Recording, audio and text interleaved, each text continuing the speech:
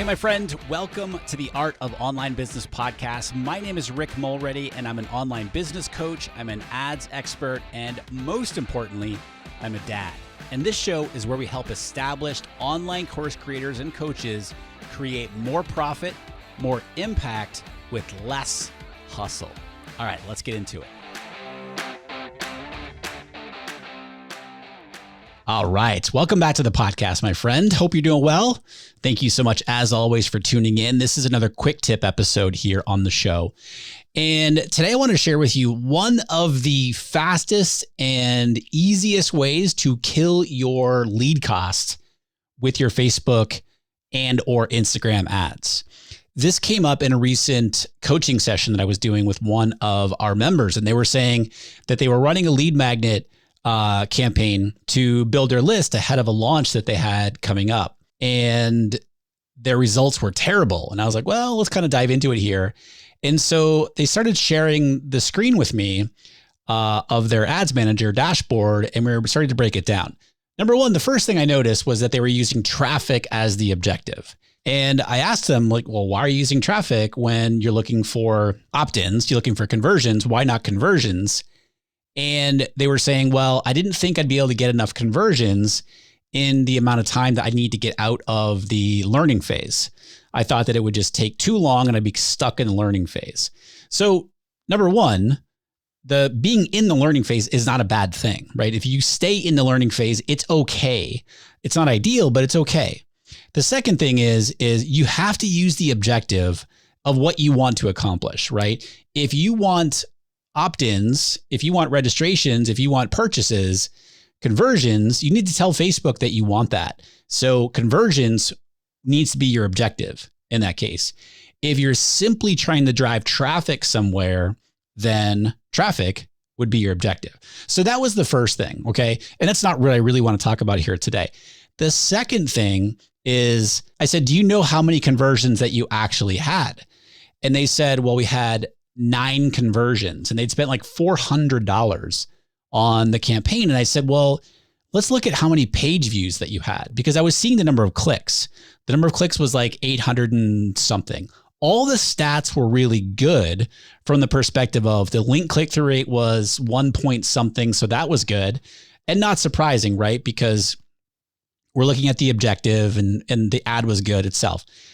The next thing we looked at was the CPM. They had, I think it was like a $6 CPM, which is good for what they were doing. Their cost per click was good. I think it was like, I don't know, 50 cents or something like that. And again, good is subjective, right? But I said, okay, now that we know how many clicks it was like 800 and something. I said, let's look at the landing page views, because we really want to get a sense of, well, how well was this page converting, even with the objective of traffic? And we looked at it and it was like 180 something landing page views. And I said, well, wait a minute. We have 800 and something clicks on the link, but of those 800 and something, only 180 something, whatever it was, actually landed on the page. And I said, big red flag right here. Let's do a page load speed test on this landing page. And so we did it, and it failed a whole bunch of and I'm not a technical person. I'm not a developer or anything like that, but it was failing. It got like a D grade or whatever it was. And for many of the things that, a page load speed tester is testing, a lot of them were failing, right? So we looked at that and we did a couple different sites that you can test your page load speed. And I'll share those with you in just a second. And both times it was failing.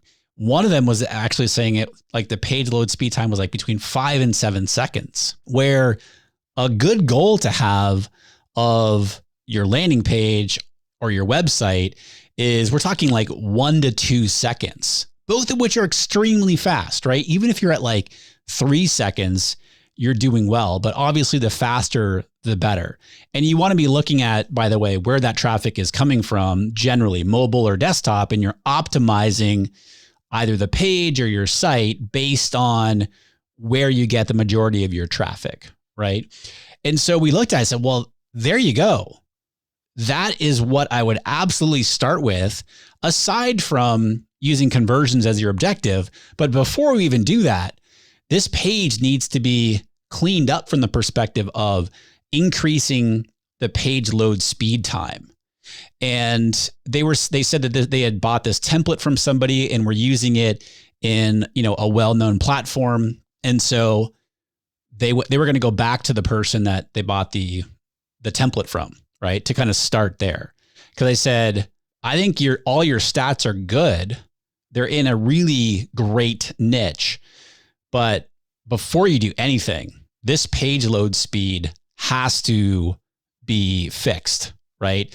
And some of the common things, for example, are like the size of images and all that stuff. Again, I'm not a developer, but you can just there's a couple different sites that you can go to, like Pingdom, Pingdom. I think it's like pingdom.com. If you literally Google page load speed tester, you'll get a whole bunch of options. So Pingdom is one.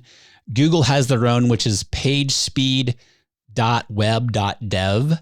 pagespeed.web.dev. I'll link all this up in the show notes for today's episode over on rickmulready.com in the podcast section.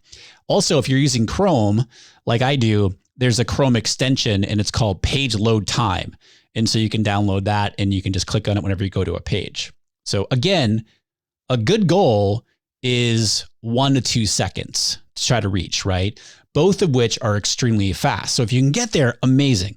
Here's the other thing why it's a problem when you have a really slow page load speed. When people are clicking on your ads and it's taking so long to get there, they're clicking back. They're just coming out. They're just canceling it, right? They're just closing out.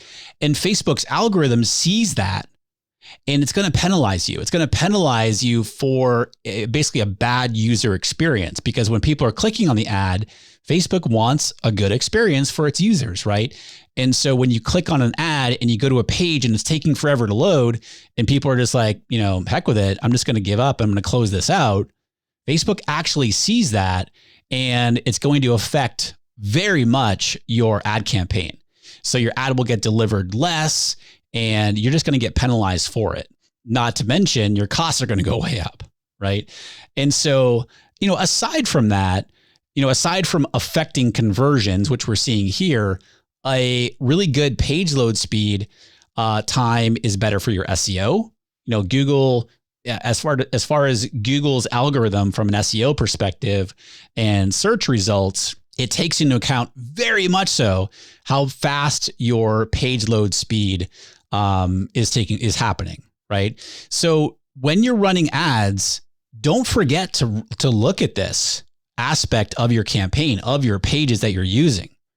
Your landing page really needs to load quickly, not only for a good user experience, but also to ensure that you're setting up yourself for the most success when it comes to conversions.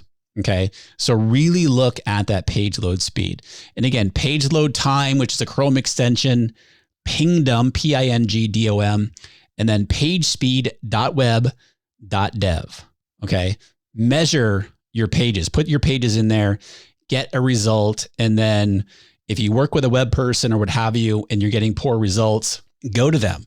If you're using a popular platform or whatever, and you're still getting poor results, go to their support, go to their technical support team and find out, hey, what's going on here? I'm using your template here, using your page, and it's really slow. What's going on, right? And then they might say, well, reduce the size of images, et cetera, et cetera. But don't forget, the whole point of my episode here today is don't forget to look at this. This is a crucial part of setting yourself up for success as much as possible with your ads. Okay. Now, before we go, my friend, we're taking applications for my Accelerator coaching program. Okay. This is for established online course creators, online coaches, or if you're a teacher, entrepreneur. And I say established, meaning you're already doing at least 100K a year in revenue, or really closely pacing to that from your online business. And you're looking to scale. What we help you do is create more profit, more impact with less hustle.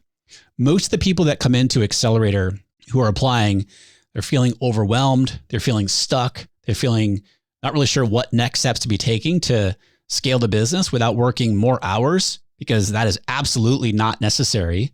right? This is about less hustle, not more hustle, right? And growing the team, refining and optimizing your systems and processes, your sales and marketing, mindset, etc. So if that describes you, I'd love for you to apply. Go to rickmulready.com/accelerator. And you can read more about the program there, hear about current and past members, and also fill out the application, and would love to see the application when it comes across. Thank you so much, as always, my friend, for listening. Super appreciate you. Until next time, be well, and I'll talk to you soon.